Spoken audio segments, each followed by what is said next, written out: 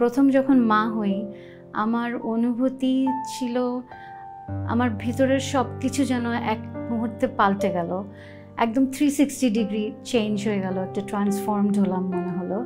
প্রথম যখন আমার ছেলে রাহুলের মুখটা দেখলাম, ভয়, আনন্দ and wonder all at once.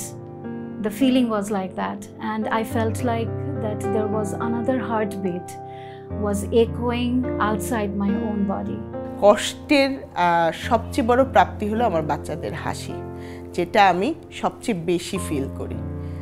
আমার বাচ্চাগুলো যখন আমি কাছ থেকে ব্যাক করি, দৌড়িয়ে এসে আমার গলা জড়িয়ে ধরে, তখন আমার সবচেয়ে বেশি ভালো লাগে। সারাদিনের ক্লান্তি কেটে যায় এবং কোনো ধরনের দুঃখ কষ্ট থাকলেও এটার ভিতর হারিয়ে যায়। আমি একটা দিক দিয়ে খুবই lucky, I am so blessed যে অ্যাট এ টাইম আমি যেমন একজন ব্লেসড ডটার, সেরকম আমি মাও। Motherhood journey is not all about giving a birth to a child. It's a whole process, it's a journey. মা হওয়ার ফিলিংসটা অন্যরকম, একজন মাই ভালো বলতে পারবে। কারণ প্রথমে যখন বাচ্চার মুখ দেখা হতে মা ডাক শোনা, সব কিছুই অন্যরকম একটা ফিলিংস। অনেকেই আমাকে জিজ্ঞেস করে যে তুমি হঠাৎ করে প্রফেশনটা ছেড়ে দিলা কেন? আসলে কোনো কিছুই হঠাৎ করে হয় না। এটাকে আমি কখনোই বলবো না যে আমি প্রফেশন স্যাক্রিফাইস করে আমার বাচ্চা পালছি, না, এটা কখনোই না।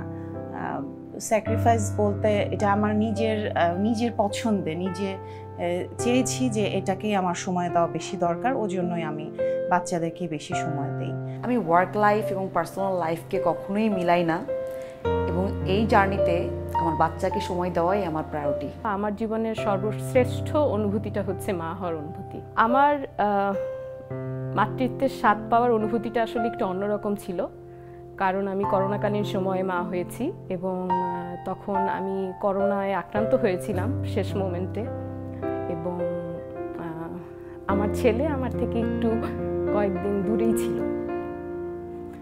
ওই মোমেন্টটা আমি চিন্তা করলে আমার এখনও আসলে খারাপ লাগে, কারণ আমি প্রথম দিনই আমি আমার বাচ্চাকে ধরতে পারিনি।